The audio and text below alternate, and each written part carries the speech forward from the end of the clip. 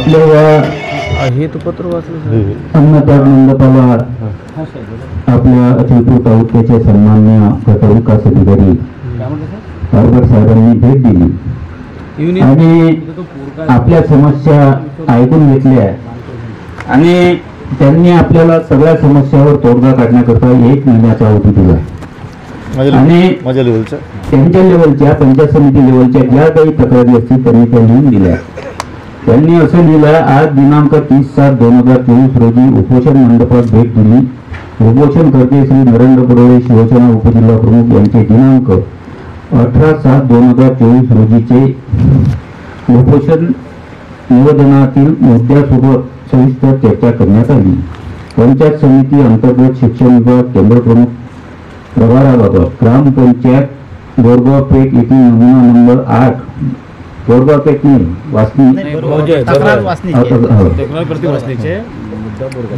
Number 8 होते देऊन शासनाची फसवणूक केल्याबाबत उपरोक्त मुद्दा क्रमांक 1 चे अनुषंगाने सविनय आश्वासन देण्यात येते की पंचायत समिती शिक्षण विभागामार्फत आजपर्यंत 10 केंद्र प्रमुखांची रिक्त पदे होती. त्यामुळे केंद्र प्रमुखांचे प्रभार इतर शिक्षकांमध्ये देण्यात आलेली होती. आज रोजी नुकतेच 5 केंद्र प्रमुखांच्या नियुक्त्या झालेल्या असल्याने 10 केंद्राचा प्रभार मूळ केंद्र प्रमुखाकडे अतिरिक्त स्वरूपात देण्याचे तातडीचे आदेश करण्यात येईल. मुद्दा क्रमांक 2 च्या अनुषंगाने ग्रामपंचायत बोरगाव पेठ येथील नमुना नंबर 8 संवादाने संयोजक चौकशी करून दोषी व्यक्ती संबंधी चौकशी अहवाल करून कार्यवाही प्रस्तावित करण्यात येईल. उपरोक्त दोन्ही मुद्द्याकरता 1 महिन्याचा कालावधी देण्यात यावा. उपोषणकर्त्यांनी आपले उपोषण मागे घेण्यासंदर्भात विनंती करण्यात येत आहे. नरेंद्रभाऊ पडोळे यांनी जे उपोषण इथं येसुर्नामध्ये मांडलेलं आहे, त्यांनी ज्या समस्या त्यांच्या बोर्डवर लिहून ठेवलेल्या आहेत, आज इथे अरबट साहेब BDO पंचायत समिती अचलपूर येथून आलेली आहेत. आपण पहिल्यांदा नरेंद्रभाऊ पडोळे यांच्याकडे जो की तुम्ही ज्या समस्या पंचायत समितीच्या बाबतीत मांडल्या होत्या त्या तुमच्या पूर्ण झाल्या काय? काही समस्या साहेबांनी याच ठिकाणी त्याचा तोडगा काढला आणि त्यांनी बाकी समस्यासाठी मला 1 महिन्याचा वेळ दिला. जे पंचायत समितीच्या आमसभेमध्ये मी जे मुद्दे उपस्थित केले होते त्या संदर्भात ते मला उद्या माहिती देणार आहेत. तीसुद्धा मी तपासणार आहे आणि 1 महिन्यात साहेबांनी मी दिलेल्या तक्रारीवर त्यातून सत्यता पडताळून, मी असं म्हणणार नाही की तक्रार दिल्यानंतर माझं सगळंच बरोबर आहे, त्यात माझं चुकीचंसुद्धा असू शकते, परंतु ज्या सत्यबाबी आहेत त्या सत्यबाबीवर तोडगा 1 महिन्याच्या आत साहेबांनी काढायचं मला आश्वासन दिलं, त्यावर मी समाधान आहे. त्यामुळं मी पंचायत समितीचा हा जो मुद्दा आहे या उपोषणातून वगळत. देताना किंवा आंदोलन करताना पंचायत समितीत आज किती दिवस झाले? या पंचायत समितीच्या आमसभेमध्ये मी जे माहिती त्यांना मागितली होती त्याला 6 महिन्याचा अवधी झाला आणि खरं तर हे खऱ्या अर्थानं शोकांतिक आहे की मला अन्नत्याग आंदोलन करून ह्या समस्या सोडवाव्या लागत आहेत. माझा एक साहेबांना छोटासा प्रश्न राहील. आता यांनी जे तुम्हाला निवेदन दिलं होतं याच्यावर तोडगा इथे येऊन तुम्ही लेखी स्वरूपात दिला, हे आधी का केलं नाही? नाही, याच्या अगोदरसुद्धा माझी कारवाई सुरू आहे. ज्या पंचायत समिती स्तरावरचे यांचे जे प्रश्न आहेत आमसभेत जे काढले होते, लगेच मी आमसभा संपल्यानंतर काही दिवसातच मी संबंधित विभागाला पत्र दिले, त्या चौकशा लावण्याच्या सूचना दिल्या. तर त्या स्तरावर त्यांचेसुद्धा मला उत्तर आलेले आहेत किंवा याच्यात नेमकी कोणती चौकशी करायची, काय चौकशी करायची. तर माझ्यापर्यंत मी पुन्हा त्यांना दुसरे स्मरणपत्र दिलेले आहेत आणि त्यांचीसुद्धा त्या स्तरावर कारवाई सुरू आहे. त्यांनी जे पंचायत समितीतल्या भ्रष्टाचारावर आरोप केले यामध्ये सत्यता आहे काय? आता हे तर मी सांगू शकणार नाही, कारण माझ्याकडे वैयक्तिक कोणी अशी तक्रार घेऊन आला नाही की बा हा पैसे मागते वगैरे. माझ्याकडे तक्रार घेऊन कोणी आला की बा हा इंजिनियर पैसे मागते घरकुलासाठी, तर मी त्याचा बंदोबस्त तात्काळ करतो. मी विदिन सेकंद त्याचा बंदोबस्त करतो, एवढं माझी क्षमता आहे. आता जेव्हा यांनी सांगितलं की कोणाला तरी सस्पेंड किंवा डिसमिस करायचं आहे, त्यावर तुमच्याकडे तोडगा नाही आहे का?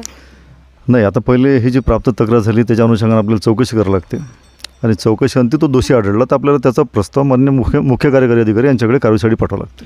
तुमच्या अधिकारात जे प्रश्न आहेत ते प्रश्न तुम्ही सॉल्व करताना तुम्हाला वरील अधिकाऱ्यांचा प्रेशर येतो का?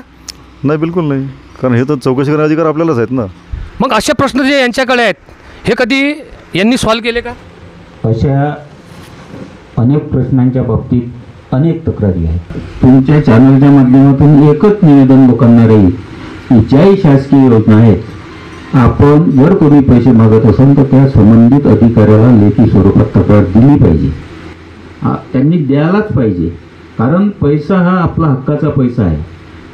शासनाची योजना आहे, त्यांना ते काम करण्यासाठी पगार मिळतो. परंतु असे जर हे कर्मचारी करत असतील तर तक्रार द्यायला कोणी मागं पुढं पाहू नये, एवढंच मला म्हणायचं. धन्यवाद. नरेंद्रराव पाटलांनी जे उपोषण केलं त्यामधून सध्या तरी त्यांना 1 महिन्याचा वेळ मिळाला. त्यामुळे आजचं हे पंचायत समितीचा जो विषय आहे हा कट झाला असं समजावं का? नक्कीच.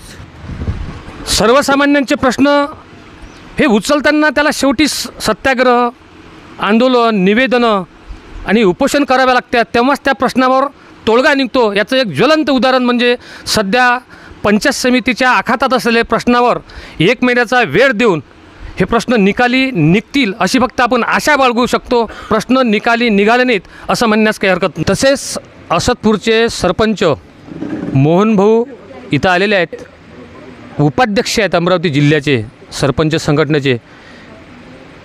त्यांच्या गावातसुद्धा समस्या उद्भवल्या म्हणून ते त्यांना समर्थन देत आहेत.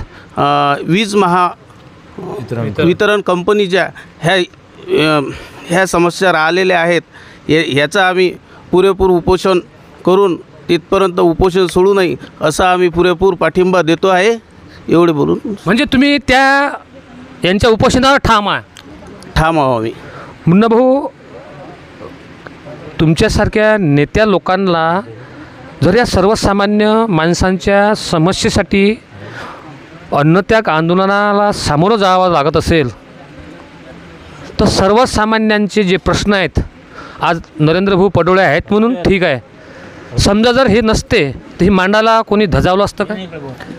हे जे उपोषण आहे नरेंद्रभाऊ पडोळे हे यांचं स्वतःचं एकट्याचं नसून सर्व गोरगरीब जनता या विभागातली, या भागातली, या तालुक्यामधली या सर्व शिवसैनिकाचं सर्वसामान्य लोकांना सोबत घेऊन त्यांनी हे उपोषणाचा शस्त्र वापरलेलं आहे.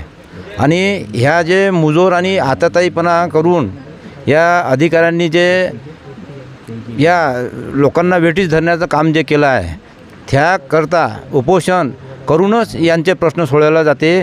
हे महाराष्ट्रात नाही तर देशातही याचा अनुभव आहे. अण्णा हजारेपासून तर तुम्ही आपण पाहू शकतो, उपोषण केल्याशिवाय यांना जाग येत नाही.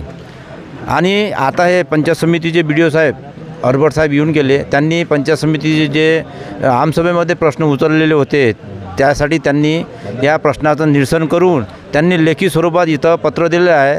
आणि त्याकरता त्यांनी 1 महिन्याचा जो वेळ घेतलेला आहे त्याकरता आम्ही पंचायत समिती BDO साहेबांचे आभार मानतो.